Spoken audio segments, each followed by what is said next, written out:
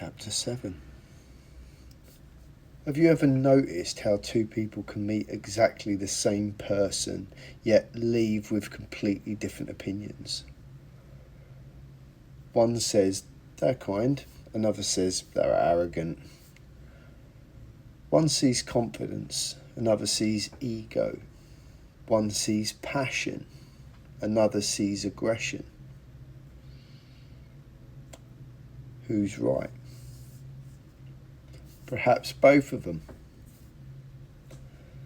Because we don't only see other people, we also see ourselves reflected back through them.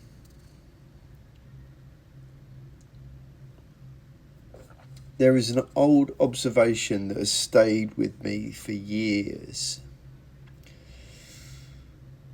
It says, what you see in others is often influenced by what lives within you. When I first heard that, I resisted it. Surely people are simply who they are. Surely behaviour is obvious. Surely reality is objective. But then I began paying attention. Why did certain people irritate me so quickly? Why did some personalities feel instantly familiar? Why did I admire qualities in others that I struggled to recognise in myself? And little by little, I realised something uncomfortable.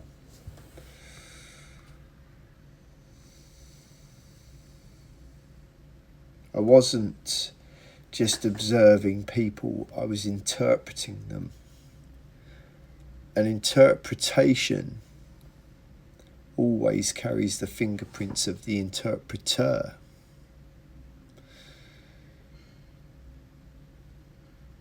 Imagine standing in a valley, you shout one sentence, the echo returns.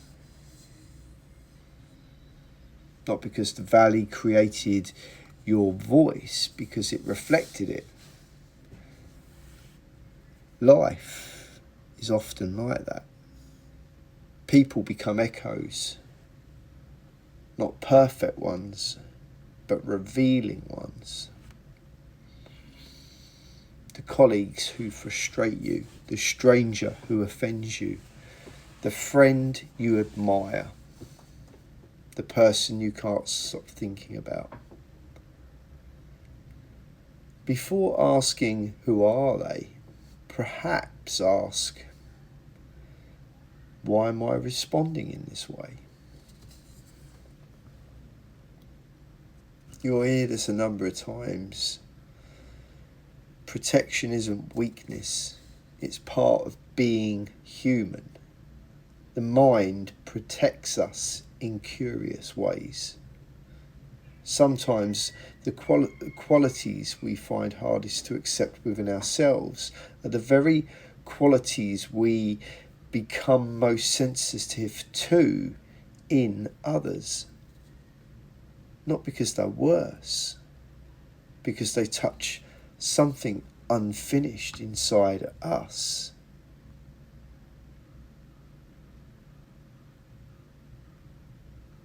Think about criticism.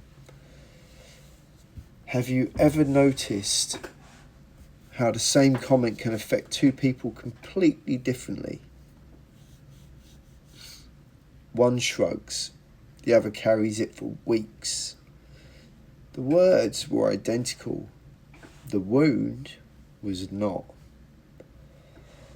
The comment didn't create the pain. It simply found it. That's a difficult truth, not because it blames us, but because it quietly hands us something we often forget we have. Responsibility. Not responsibility for everything that happens. Responsibility for understanding why it affects us the way it does. There's freedom in that. Because what we understand, we're no longer completely controlled by. Right?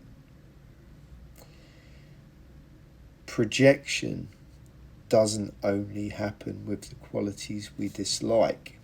It also happens with the qualities we admire. Have you ever met someone and thought, I wish I had their confidence, I wish I had their calm, I wish I had their courage?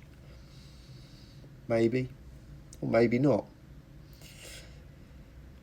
Maybe they've simply given you permission to notice something that quietly has been waiting inside of you. Sometimes admiration isn't about what someone else possesses. It's about what they've awakened in us. This changed the way I looked at people. The ones who challenge me, the ones who inspire me, the ones who confuse me. All of them became teachers. Not because they had intended to be. Christ, no. Because they revealed something. Sometimes they revealed an old wound. Sometimes an old fear. Sometimes an old belief. Sometimes a forgotten strength. The observer learns to ask different questions. Not why are they like that, but what is this interaction revealing? Not how do I change them, but what if this inviting me, what is this inviting me to understand? I got there in the end. Notice how gentle that shifts your attention away from control towards awareness. I've also realised that people who trigger us most often arrive at exactly the right time. Not because the universe is punishing us, because life has an extraordinary way of introducing us to the lessons we're finally ready to learn.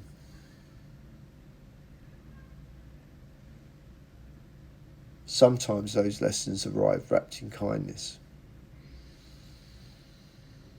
Sometimes they arrive wrapped in conflict. Either way, the invitation is the same. Look deeper.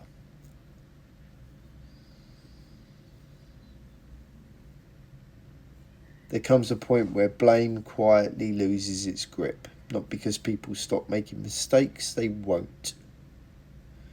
Not because life suddenly becomes fair, it won't. But because you begin to understand that every encounter offers two opportunities. You can learn about them, or you can learn about yourself. The observer chooses both.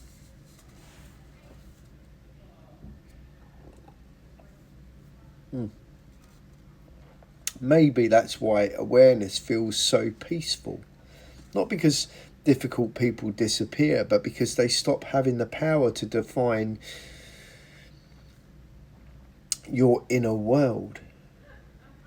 You still notice, you still set boundaries, you still walk away when necessary, but you no longer surrender your peace to every passing reflection.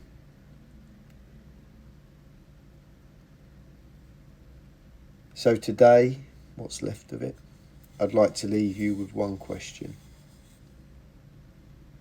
the next time someone stirs a powerful emotion within you, before asking what is wrong with them, try asking, what has this quietly revealed about me?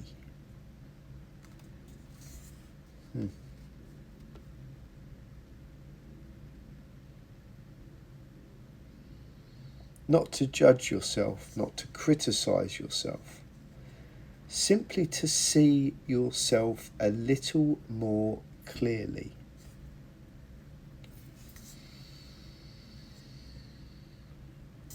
So there we go for chapter 7. And next time we'll discover that seeing clearly is only half the journey, because eventually there comes a moment when you stop holding on.